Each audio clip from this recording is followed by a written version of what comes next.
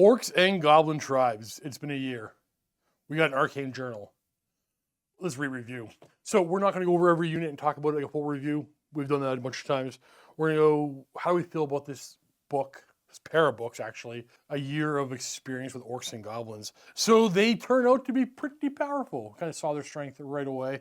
Still sitting pretty good. Black Orc war bosses on Wyverns seem to be a staple. Well, to be fair, it's Warhammer the Old World. Flying, fighty characters are often a good choice in this game. So high toughness, high strength, high amount of attacks, solid armor rules, decent magic items. So Black Orc war bosses on Wyverns are a competitive staple. We can do the Orc and Goblin Grand Army. You can do pure goblins, pure common goblins. You can do pure night goblins. You can do pure boar type things, kind of, you need core. You can do black orc theme. You can do savage orc theme. There's so many ways of playing orcs and goblins. With the Arcane Journal, we got Troll Horde, which turned out to be a lot of fun, and the Nomadic Wa, which turned out to be a lot of fun and pretty damn powerful. You want to play with a bunch of trolls and monsters and regeneration and fun rules? Great.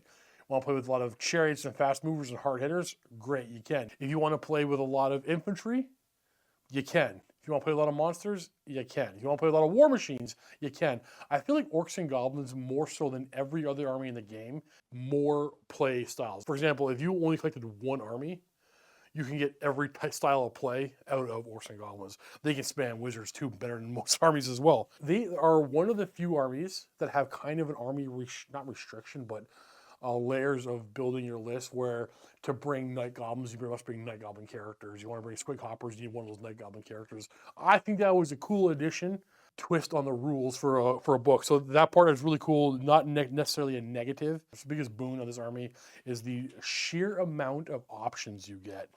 You want a thick orc shaman with Gaze of Gork? Good pick. You want a cheap level 4 shaman with a really good spell, Itchy Nuisance, for setting up -D3 toughness initiative? Awesome. They do solid on the magic end. They are one of the best armies for spamming wizards. They have very few overcost. They have one unit in this book that I think is just point cost to the point where it's silly. The Arachnarok. The Arachnarok Spider is 310 points. It's the only real bad choice in the whole book. So long as you're playing not competitive Warhammer, the Old World. If you're playing ranked flank infantry, everything in this book has value. Weirdly enough, like their orcs are okay for infantry, but their goblins are just actually good. Night goblins are even better. One of the most egregious undercosted units in the game, I think, is the Black Orcs, which can be core. Black Orc mob, 12 points of model, strength, toughness 4, furious charge, quail impetuous, so turn off impetuous around them. The ignore panic, and Choppa's Motley Crew. Motley Crew is a fantastic rule that is overpowered as well, but I don't like the Motley Crew rule, but mostly because it's bookkeeping. They can buy Stubborn and Veteran. These are 12 points of model with full plate armor, strength and toughness 4, and they can be core.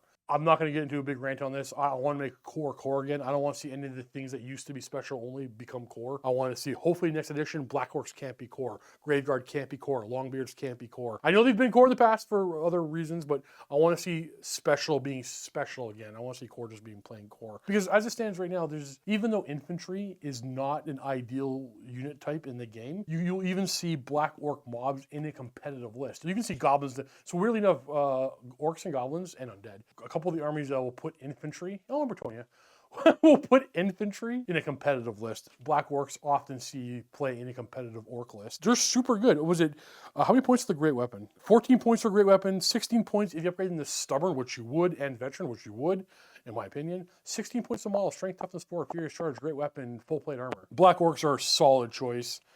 Tons of character options. I got nothing negative to say about the Orcs and Goblins other than it really, to me, seems like army book Black Orcs and Goblins. The only orcs I ever see on the table are on a chariot or on a boar these days. Orc boar boys, arguably undercosted unit as well.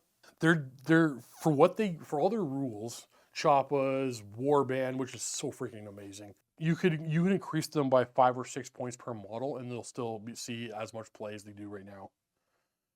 Orc Boy itself doesn't see a whole lot of play. It just doesn't bring any value to your list. They can be defensive. They can take a hit. The weird thing is in this book, there are common goblins and night goblins which fill the same role as the Orc Boy, and the Orc Boy doesn't hit. It doesn't punch anything. But neither does the goblin, and the goblin's cheaper and can stick around pretty much as well as the orc. So orcs themselves, the Orc Boy is redundant and near useless. No, I want to say, no, they're just useless. The orcs, they're common Orc Boy, no real play inside this Orc and Goblin book. Everything else is good. In fact, I said the Arachnarok Spider is overcosted. I'll use the Arachnarok Spider more than the common Orc Boy, unless I'm making a themed list. Our Arcane Journal armies, the Troll Horde and the Nomadic Wa, are both fantastic. Both have play narratively, thematically, and a little bit competitively too, if you want to go that route. Tons of solid magic items for Orcs and Goblins. Not the hardest army to pick up. They're not zany. They are jack of all trades. They do War Machines well. They do magic very well. They do heavy hitter Black Orc very well. They do cavalry very well. No, they are jack of all trades, master of a few. Okay, you know what? You can get analysis paralysis, right? There are so many options. Our named characters are named characters. They're not good. They're not bad. We gained Battleland Ogre Bulls in the Arcane Journal. We gained the Ogre Gargant, which I've been using in my Warriors of Chaos quite a bit because the Ogre Gargant, the Bone Grinder Gargant has been a fantastic add, but it's a mercenary for Orcs and Goblins and Chaos. Magic items, I'm going to go over them briefly. They have a solid selection.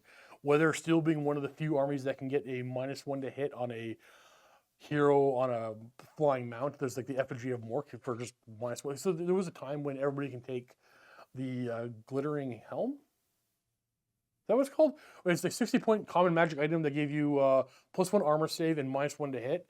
We saw that on dragon-type characters quite often and made them very, very powerful. And then FAQ came out, it's only for cav or infantry. Makes sense. It was a good change. But then orcs get their Arcane Journal, and they immediately get it back with a 35-point item called the Idol of Mork. -1 to hit. On a character that can be weapon skill 7.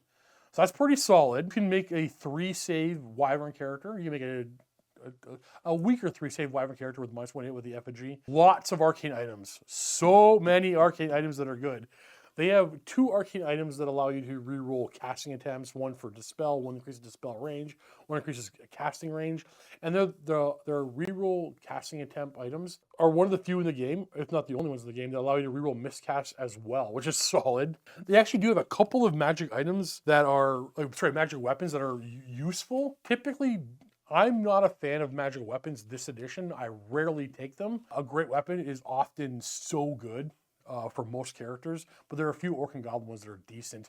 Now, Orcs and Goblins have a rule called Choppas, which is freaking awesome. On the turn they charge, reroll 1s to wound, add 1 AP, but does not work with magical weapons. Even though there's a couple of magic weapons that are decent, I typically don't want to bring them because the Choppa rule on a great weapon is just better. Having your great weapon rerolling 1s to wound, you're typically wounding most things on 2s unless you're fighting a monster, but you're wounding most things on 2s or 3s if it's a monster, and if it's a dragon, you're wounding on 3s. Rerolling 1s to wound, and your AP3 armor bane on top of that, solid. So core rules, everything is going to be pretty much Impetuous and Warband. Warband, one of the greatest rules in the game. The only units that don't get Warband are the Black Orcs, which would be even better if they could have Warband. Solid special rules, solid magic items, solid unit choices. I got nothing negative to say about the Orcs and Goblins. And Jackson said something off camera that really clicked for me, made sense. This is a solid army with no issues that needs to be addressed, really. Tons of options, good solid magic item picks, solid play styles and multiple different play styles. A fun, good army to play in the old world.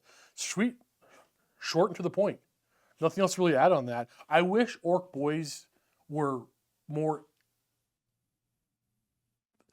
impactful, better, more useful, more attractive to use. But when you have as many options as you have, there's going to be better infantry and core, unfortunately. So we're going to go do all the reviews. Like I said, stay tuned for the next one. If the army that you love hasn't been reviewed yet, it will be out probably within a couple of days. We're going through them all. Stay tuned. Bookmark the channel if you're already bookmarked. We do 3 battle reports every week. We do a couple of them live as well. Stay tuned Wednesdays and Thursday nights at 5:30 p.m. Eastern Time for our live streams. We upload a battle report every Monday and Tuesday, and every Sunday there is another handheld classic style battle report for members only. Think about joining the channel, it's super helpful. There is a Discord for members. See you in the next one. I'm excited to go on to the next review, so I want to jump right to it. Happy wargaming.